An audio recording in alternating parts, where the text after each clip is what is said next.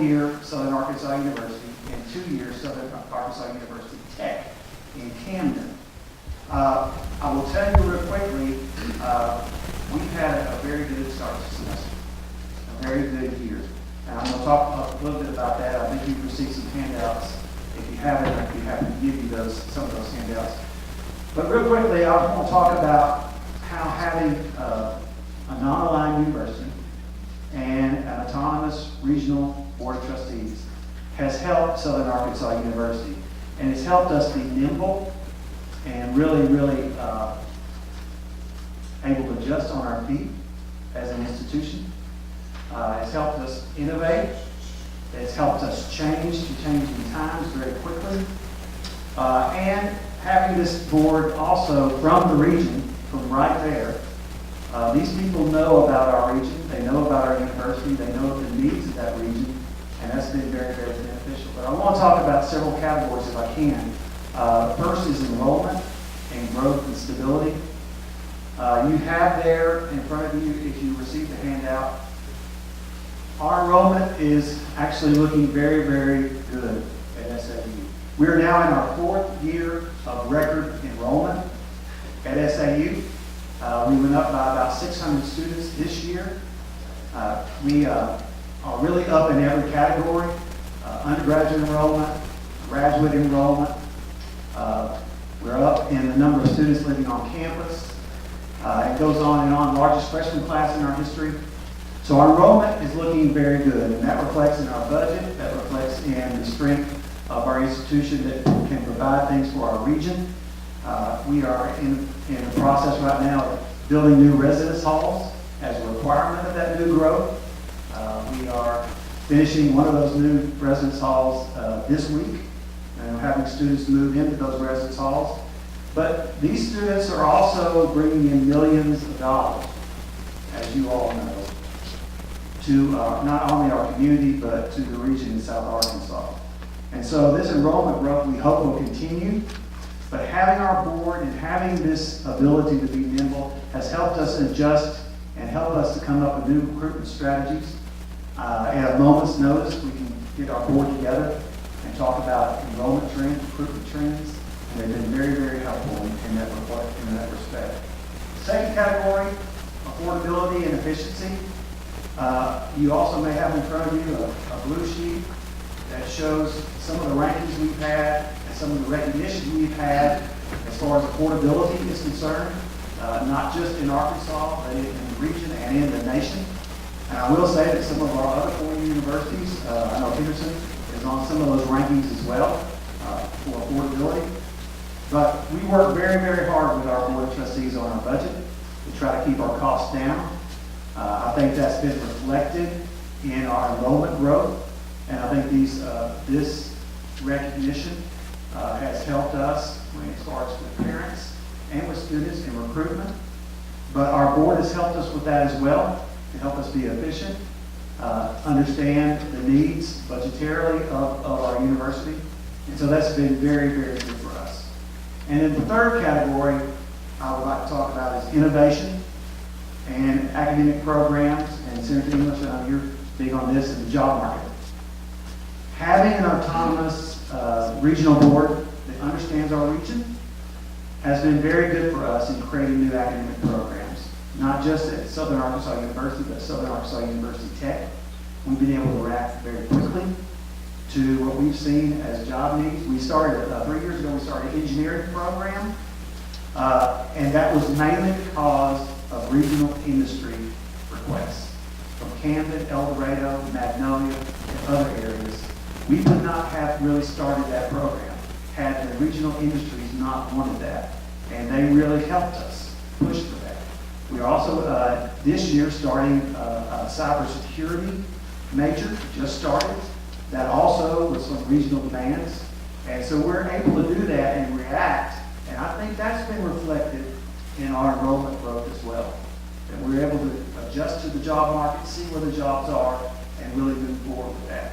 SAU Tech just started a welding engineering degree, and they have started that this year.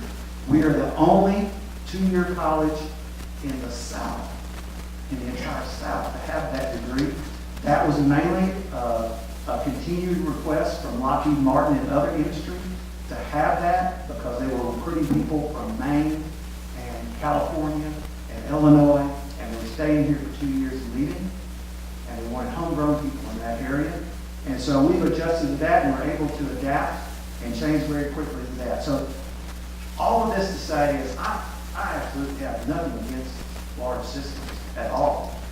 I can just tell you from my perspective, where we are, having this type of institution has been very good for us to be nimble on our feet and to adapt to changing times and to try to keep ourselves forward. And that kind of concludes my remarks, but if you have any others or questions, I'll be happy to answer. Thank you, Dr. Berry. And because we have less speakers this time, we certainly want to take as much time as possible for questions. Hopefully members will take my admonition and ask questions. No questions? Anyone? Well, Senator Mallon? No?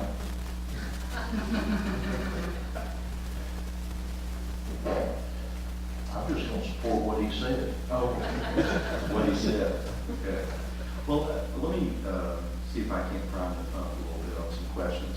Because we've heard, and I've heard it a number of times in your presentation, we've heard it quite a bit 2 weeks ago from 2 year calls just about this concept of being able to be nimble.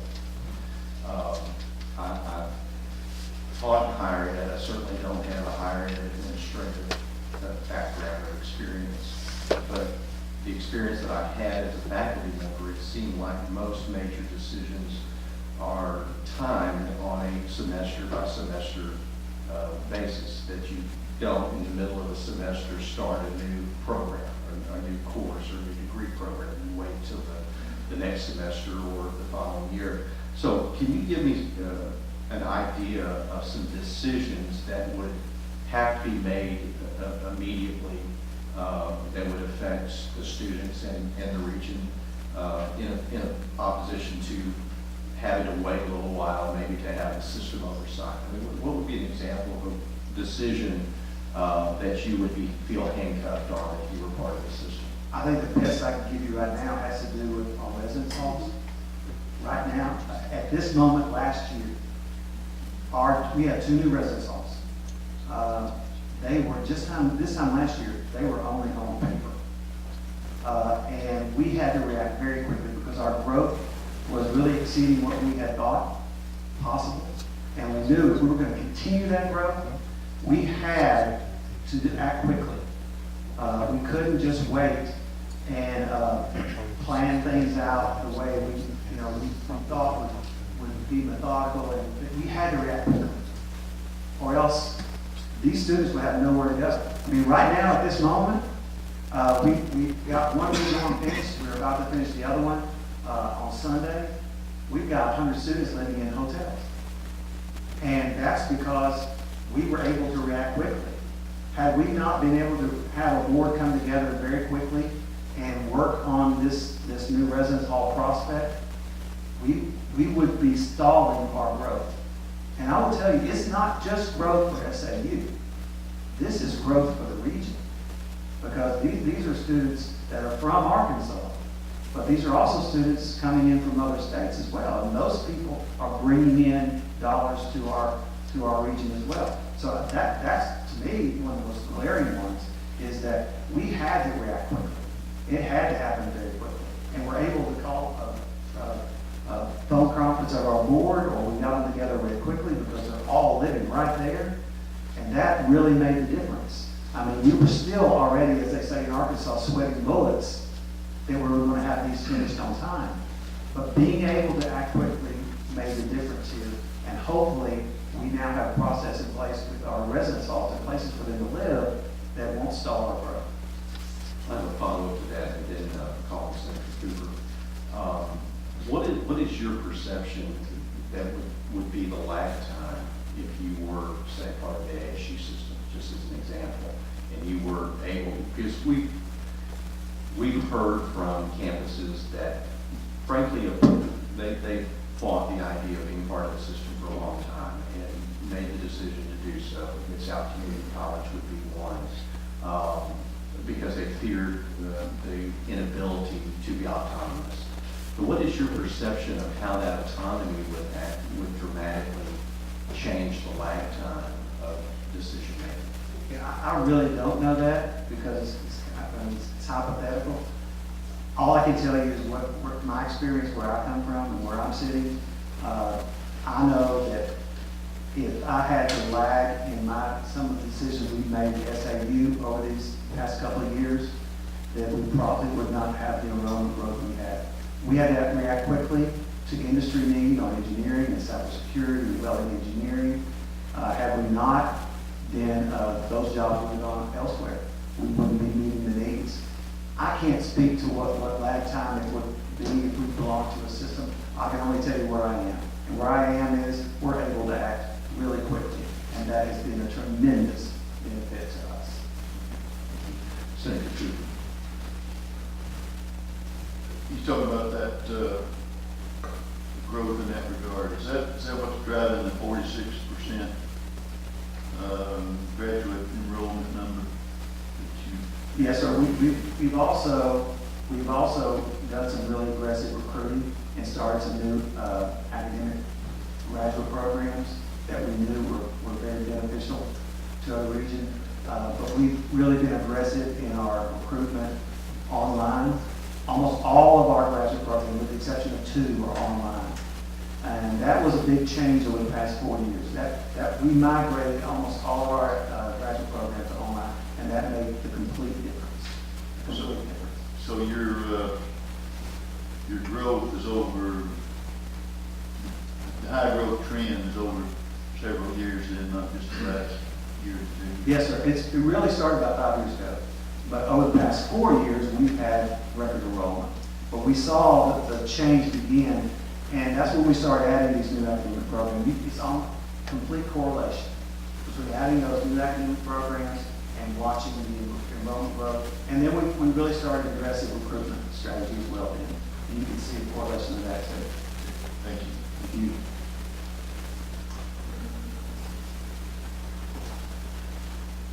Representative. How you doing, Dr. Berry? Good. I want to know your thought on staying autonomous. I mean, your board, obviously, and you have done a great job here at Magnolia. It's a beautiful campus. I've been there several times. But having that board made up of alumni and local people that have a vested interest in your university, I mean, I got to think that would be so much more of a positive than being part of a larger system where you're probably not going to have the alumni from SAU, watching out for your university. And I just want your thoughts on that. Well, I'll tell you, our board, we have one of the best boards I can even imagine. They are so loyal, but they also understand the institution.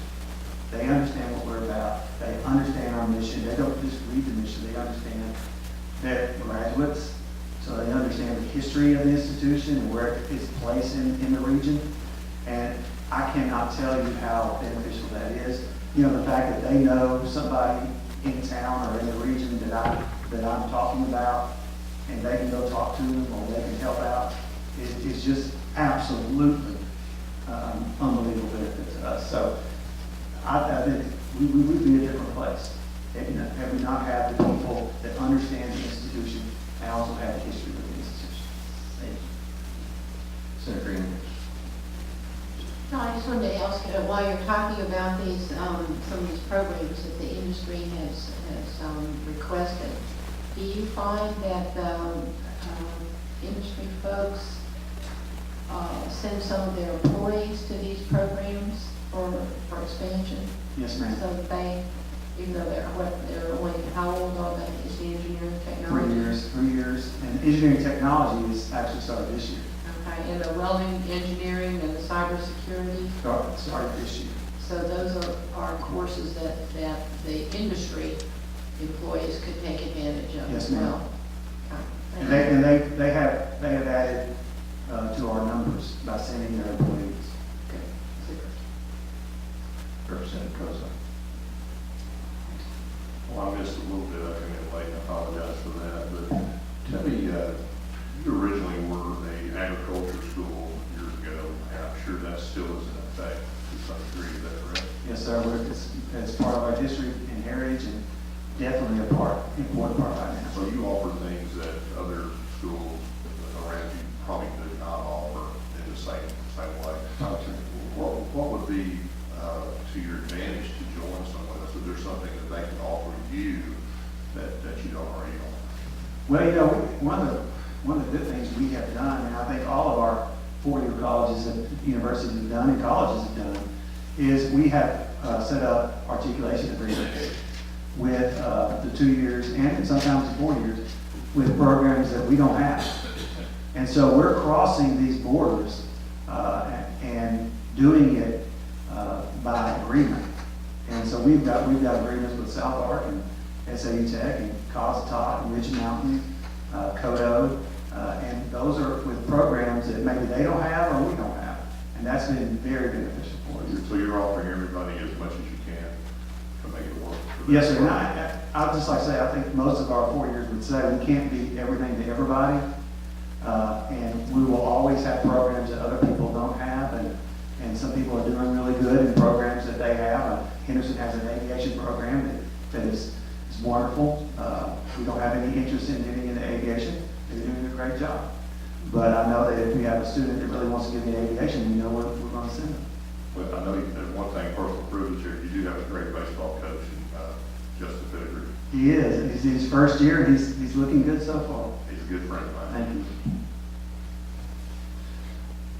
Dr. Berry, as I mentioned to you before the meeting, and also spoke to the other presidents, I don't really see my position as being providing counterpoint to point. We want to make sure that we don't present information in a total vacuum, because we've had testimony over the last year of the benefits of systems. One of the questions I have is, we have limitation, an obvious limitation of Amendment 33, that whatever we pass in legislation or mandate, we cannot remove a board.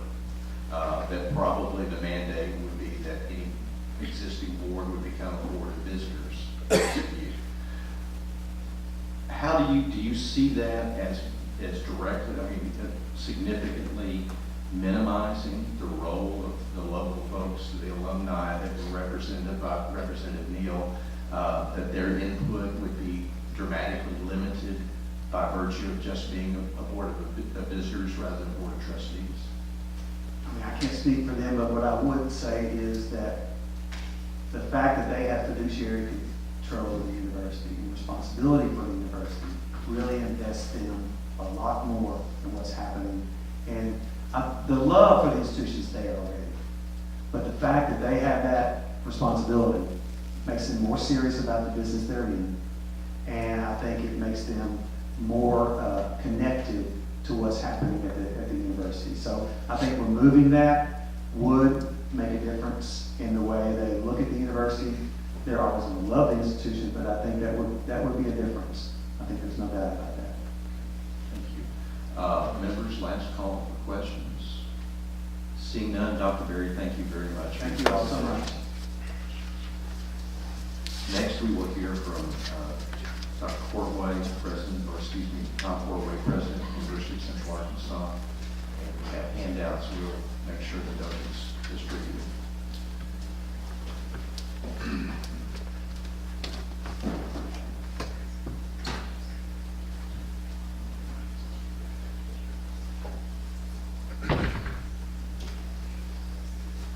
If you will, just for the record, identify yourself and you're free to start your presentation. Thank you, Mr. Chairman, Madam Co-Chair, members of the task force. My name is Tom Portway. I'm the president of the University of Central Arkansas in Conway. It's a pleasure to be here today to make a presentation of the task force and answer any questions that we have. With me today, I brought three of my vice presidents. I have my executive vice president, Provost Dr. Steve Runyon, with me. I have my vice president for student services, Mr. Ronnie Williams, and the vice president for finance and administration, Ms. Diane Newton. What I told the chair out in the hallway was I've got academics covered, I've got money covered, and I've got students covered. So I'll do my best to answer any questions, but certainly if I can't do that, then they can assist me with the committee's indulgence. UCA was founded in 1907, and we've been in existence as an independent university for 109 years. Very proud tradition. Started as a teacher's college, as a state normal school. We have 7 members on our board. 4 of them are from Conway, and we have trustees from Little Rock, Mountain View, and Hot Springs as well. Our fall enrollment this fall was 11,487. We have students from all 75 counties in Arkansas, 42 states, and 73 foreign countries. 85% of our student body is from the state of Arkansas, 61% is female. Our freshman class this year, we raised our admission standards slightly the last 2 years. Our average ACT score for our interim freshmen this year was 24. Our average GPA was 3.5. We're very proud of that. We have a very diverse student body. About 68% are white students, about 17.5% are African Americans, about 4% are Latino or Hispanic. Our academics, we have 125 degrees, 25 certificates. We have 84 baccalaureate degrees, 31 masters, and 6 doctoral programs. Soon we'll have 7, because last week we were approved by our Higher Learning Commission to offer a doctorate in occupational therapy starting in the fall of 2017. We're very proud of that. Our physical plant, we're on the project. We're a few weeks into opening a brand new addition to our science building, 50,000 square feet of biology and physics labs. It's called the Conway Corporation Center for Sciences. Due to the generosity of Conway Corporation, made a $3 million gift for that building. Also, general improvement funds from this General Assembly. Senator Raper, very generous in his general improvement funds for that building. We utilize those funds. We've also started the Arkansas Coding Academy recently as part of our outreach to meet the needs in our, not only in the state, but particularly in Conway with some data companies. We started, we got our first class at the Coding Academy. The Iron Yard shut down in Little Rock. I don't know if you're familiar with that. And so we've used some of the curriculum there to teach people to code. They're not students. They're people out in the community who want to get a new career or whatever. And we've got our first class going on. With regard to our retention rates, we've been very, we all know that student retention and graduation rates are the key. And we've added academic advisors over the last 2.5 years. And our retention rate for our freshmen has increased by 3%, which all of us have to do better, but that is certainly a good jump that we're very proud of. With regard to, I know there's been a question raised from time to time about relationships with two-year colleges. As of today, we have 102 transfer agreements with 19 of 22 two-year colleges in the state. We're very proud of that. We work very hard to obtain those. Our financial house is in order. I think it's been well documented a few years back. It wasn't maybe as bright as it needed to be, but we believe that we are in very good shape financially. Our reserves are very stable and adequate. We have done our best to hold the line on tuition and fee increases and housing costs over the last few years. Compared to everybody else in the state, on the average tuition increase over the last 5 years, we're below the state average by almost 2%. Our overall cost for tuition and fees and room and board this fall semester ranked 6th among the 4-year public institutions in Arkansas. So we've done what I believe is a very good job to keep the affordability for the Arkansas families that send their students to UCA. Finally, with regard to efficiency, we believe the data from the Department of Higher Ed will show that we have a very efficient operation in terms of comparison to other institutions in the state. And I had my purchasing department check to see if there were anything we could do differently or where we stood with regard to discounts and other things with regard to purchasing. And the answer came back that we get generally the same discounts that most other institutions get, and that we do a very good job obtaining the lowest possible cost when we buy products and services. I'll conclude with a few statements. Our alumni, Mr. Chairman and members of the task force, and our students, I believe, are very proud of this institution. As you know, we are in the Board of Trustees is currently in the process of searching for and selecting a new president. That will conclude probably in the next month and 8 weeks. And, so it's a very exciting time to see that. I will say, and I believe this, we have 2 excellent systems in Arkansas. They are governed by very good boards, they have very good leadership, they have very good staff, and we work closely together with them. But we like our independence. We believe that we have been around for 109 years and have been very effective in not only training teachers is what we were started to do, but also in all the other degree programs that we offer. And obviously, we wish to remain independent. With regard to student success, I believe we do as good a job as anybody in the state on trying to keep these students in school and getting them on the path to a degree. And with regard to efficiencies, I believe we're a very efficient operation. And like Dr. Berry said in response, we don't know what the effect would be on the donors. We don't know what the effect would be on the alumni base if a merger or a consolidation of the system would come about. But I do believe I can say quite candidly that the community that I've lived in and have lived in since 1961 is squarely behind this institution remaining independent. They are committed to UCA. They support the school.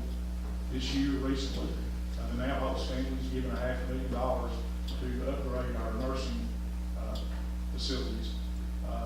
Rushing and Harding just recently have announced giving $500,000 to travel abroad. Francie's former trustee for 21 years.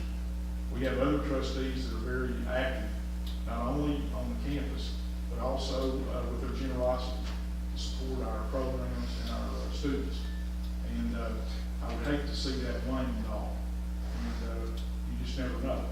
But we are a state school. We draw from the entire state. We want to remain independent. I certainly understand the questions that the chair and others have asked, and I'll be happy to answer any questions. And I appreciate your indulgence. Thank you very much. Thank you, President White. I will open it up to members if you have any questions. Representative Hughes. Thank you, Mr. Chair. Appreciate it. Even though I'm not a direct member of this committee, but President Corway, you know, UCA has a wonderful athletics program.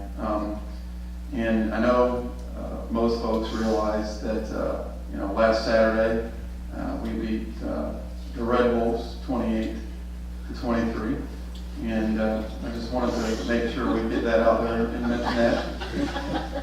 But and believe me, I've got a point to all this. But you know, I know that you didn't really bring a lot of statistics on athletics, but our athletics program. Sorry, Senator Cooper, with respect to Senator Cooper, but our athletics program, and I think when you take a look at that, it gives opportunities for students to get the education that they actually need. And UCA consistently ranks high in the students that we graduate and in other metrics. So I don't know if you brought any of those statistics there, but I think that would be something that would be important to point out as it relates to UCA and the success that we're having in our student athletes and the graduation rates and what we're actually doing.